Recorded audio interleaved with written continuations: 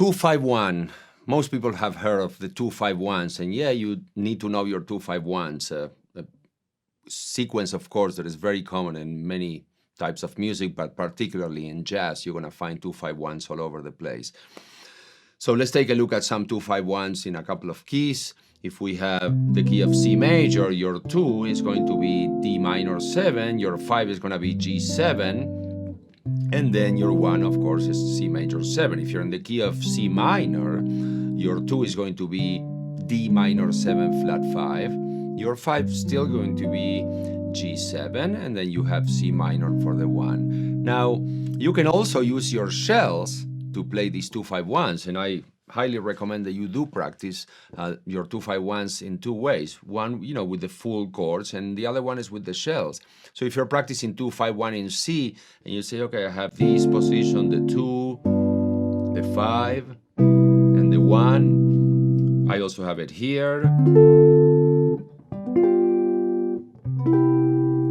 Now I'm just gonna do it with the shells.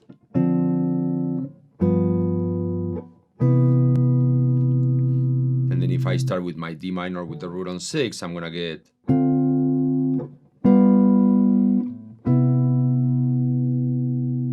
once again.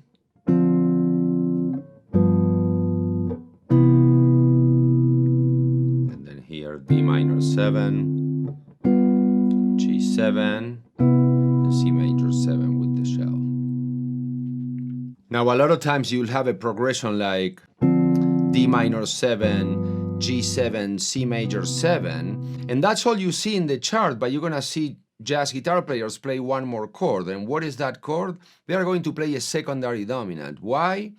Because in many situations you can anticipate any chord with the dominant of that chord. Now think about it. If you're playing D minor 7 to G7 to C, and then you're gonna go back to D minor 7, you can actually play the dominant of D minor 7 just before that D minor 7, creating that effect of 5-1 dominant, you know, tension resolution that is really cool, particularly when you start adding extensions and alterations to them, to these chords.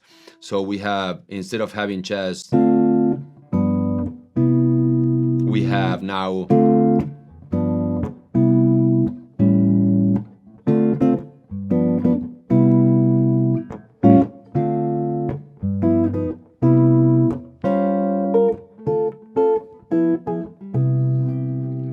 and that would be like the first case in which you will notice that a lot of jazz players will play chords that are not in the chart. So as a jazz guitarist, you want to understand that the chords in the chart are just a guide.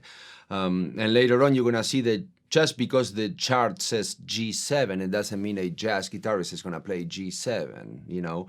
If it's a functioning dominant, it may play G7 sharp 9 or flat 9, you know, adding tension with altered notes. And if it's a minor chord, it may add the 9th or the 11th. And these are things that many times are not in the charts. And it's part of your learning about the style is learning that the 2-5-1 will be written as a minor 7, dominant 7, major 7, but that can also be many other things like a minor 9, an altered dominant resolving in a major 9 and things like that. And that's part of what we're gonna be learning in these chords. But for now, you can just stick to the dominant 7 and major 7. If you know any of these other chords, you can use them. So now we're gonna play D minor 7, G7, C major 7, A7. And if you wanna do it with shells, that's gonna be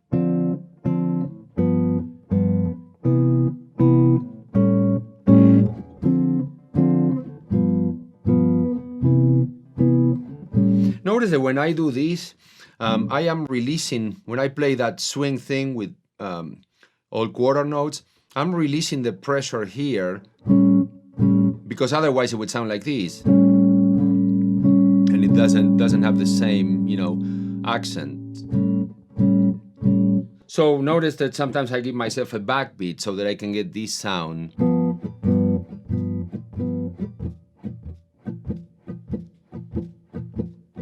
Hear that swinging, that's not straight notes, it's not straight 8 notes, like it's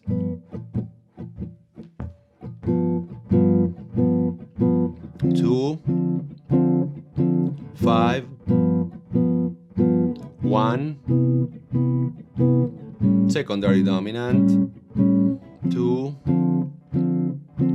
5, 1, secondary dominant, different position, 2, 5, 1, A7, the secondary dominant, D minor 7, G7, C major 7. So let's take a progression for us to practice. I'm going to show it to you and then we're going to go ahead and practice. We're going to go 2, 5, 1 in C major. We can do that twice.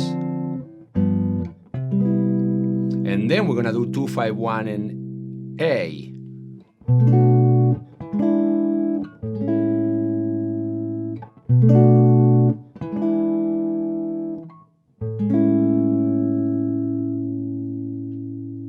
Are you ready?